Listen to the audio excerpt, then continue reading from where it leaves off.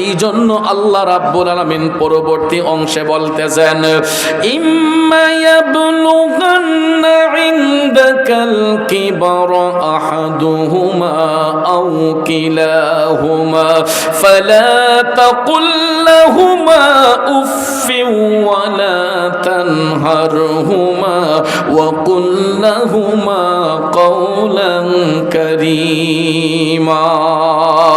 আল্লাহ রাব্বুল আলামিন বলেন, সন্তান মাতা পিতার দুইজনের কোনো একজন অথবা তাদের উভয়ে তোমাদের নিকট অসুস্থ হয়ে গেলে, বার্ধক্যের বয়সে চলে গেলে, আল্লাহ কয়ে, হে সন্তানেরা, ওই মা বাবাকে তোমরা ধমক দেয়া কথা বলবা না, তাদের সাথে এমন কোনো আচরণ করবা না যাতে তারা উফ শব্দটা ব্যবহার করে। কারণ বাজান, পৃথিবীর সন্তানগুলা মা বাবারে যদি কষ্ট দেয়, আমার রাসূল বলতেছেন পৃথিবীর কোনো মা বাবা সন্তানকে অন্তর থেকে অভিশাপ দেয় না, কিন্তু সন্তান যখন মা বাবার দিলের মধ্যে কষ্ট দেয়, আমার আল্লাহ যেমন কষ্ট পায়, আল্লাহর আরশটা তখন মা বাবার মনের কষ্টে থরথর করে কাঁইপা উঠে। জোরে জোরে কন্যা আল্লাহু আকবার। এই জন্য শায়েরে লিখেছেন, আরে পৃথিবীতে মায়ের মতো আপন কেউ হবে না, পৃথিবীতে বাবার মতো আপন কেউ হবে না, তোমরা কোনো দিনও মা বাবার মনেতে কষ্ট দিও না, তোমরা কোনো দিনও মা বাবার দিলেতে আঘাত দিও না। ঠিক না বেঠে? কারণ বাজান, সন্তান যদি মা বাবার মনের মধ্যে কষ্ট দেয়, আমার আল্লাহ কষ্ট পায়।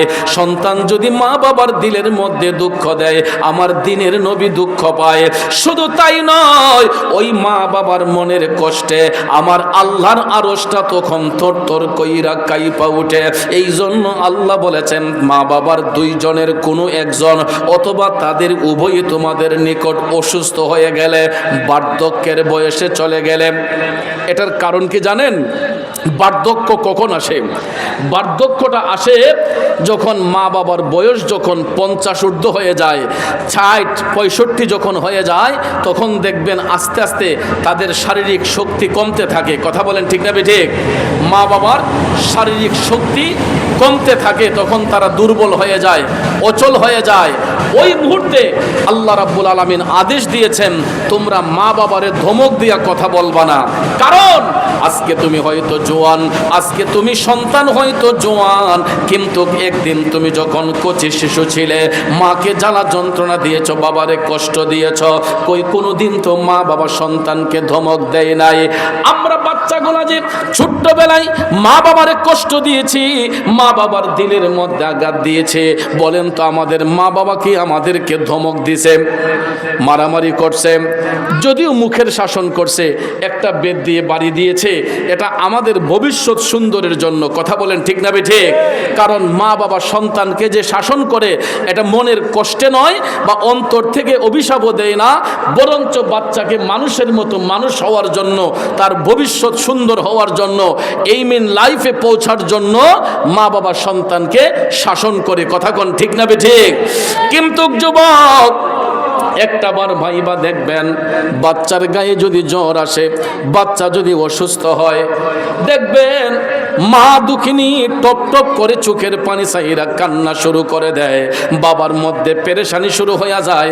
দেখবেন যত ব্যস্ততায় থাকুক না কেন, বাচ্চার যদি শরীর খারাপ হয়, বাবা কিন্তু বসে থাকে না, পকেটে টাকা না থাকলেও অন্যজনের কাছ থেকে টাকা ধার কইরাই না হলেও সন্তানের চিকিৎসা করে, সন্তানকে হসপিটালে ভর্তি করে। ঠিক কিনা বলেন? আর আমরা সন্তানগুলা উপযুক্ত হবার পরে, বড় হয়ে যাবার পরে, অনেক সময় দেখা যায় মা বাবা অসুস্থ, মা বাবার শারীরিক কষ্ট, তখন দেখা যায় সন্তান হসপিটালে নিবে দূরের কথা, ডাক্তারের কাছে নিবে দূরের কথা, ওই মা বাবার কোনো যত্নই করে না, কোনো খেয়াল নজর করে না। কথা বলেন আছে না নাই? এমন সন্তান আছে না নাই? দেখবেন মা বাবার প্রতি কোনো যত্ন থাকে না, খেয়াল থাকে না। এই জন্য আল্লাহ বলেছে, সন্তান সন্তান, তোমার মা বাবা যদি অসুস্থ হয়ে যায়, তাদের দুইজনের কোনো একজন বার্ধক্যে যায়, অসুস্থ হয়, তোমরা তাদের সঙ্গে ধমকে সুরে কথা বলবা না, তাদের সঙ্গে এমন আচরণ করবা না যাতে তারা উফ শব্দটা পর্যন্ত ব্যবহার করে। কারণ সন্তান যদি মা বাবার দিলে আঘাত দিয়া এই শব্দ ব্যবহার করে কষ্ট দিয়ে কথা বলে, তখন আল্লাহর আরশটা থরথর করে কেঁপে উঠে। জোরে কন্যা আল্লাহু আকবার।